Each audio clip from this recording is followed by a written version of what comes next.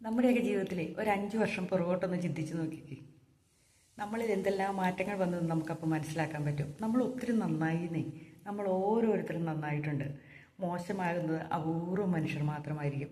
കാരണം നമ്മൾ ഒരിടത്ത് എത്തിയില്ല എന്നും പറഞ്ഞിരുന്ന സമയങ്ങളിൽ നിന്ന് എവിടെയെങ്കിലുമൊക്കെ നമ്മൾ എത്തിക്കാണും ഈ 5 വർഷം കൊണ്ട്. നമ്മൾ പെട്ട പരാജയങ്ങളിൽ നിന്ന് എല്ലാം നമ്മൾ ചെറുതായിട്ടെങ്കിലും രക്ഷപ്പെട്ടിട്ടുണ്ടായിരിക്കാം. നമ്മുടെ സ്വഭാവത്തിൽ ദേഷ്യപ്പെടുന്ന, മറ്റുള്ളവരെ കുറ്റപ്പെടുത്തുന്ന, അതിനൊന്നുമല്ല എനിക്ക് സമയം, എനിക്ക് എൻ്റെ കാര്യങ്ങൾ ഒത്തിരി ചെയ്യാനുണ്ടെന്ന് ചിന്തിക്കുന്ന ഒരു സമയത്തിൽ നമ്മൾ എത്തിക്കാണും. നമ്മളെ കൂട്ടുകാരിൽ നിന്ന് അനാവശ്യമുള്ളവരെ ഒഴിവാക്കാൻ നമ്മൾ സമയം കണ്ടെത്തി കാണും.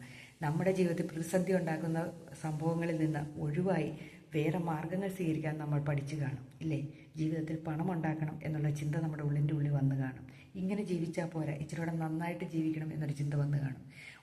ഇങ്ങനെ ഈ ജോലി പോരാ, ഇച്ചിരിയോടെ മെച്ചപ്പെട്ട ഒരു ജോലി സമ്പാദിക്കണം, ഈ സേഫ് സോണിൽ ഇരുന്നിട്ടൊന്നും ഒരു കാര്യമില്ല എന്ന് ചിന്തിക്കുന്ന ഒരു സമയം വന്ന് കാണും.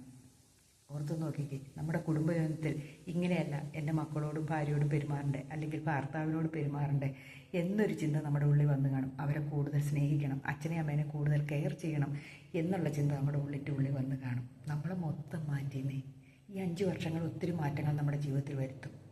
അപ്പോൾ നമ്മൾ എന്താ ചെയ്യേണ്ടേ?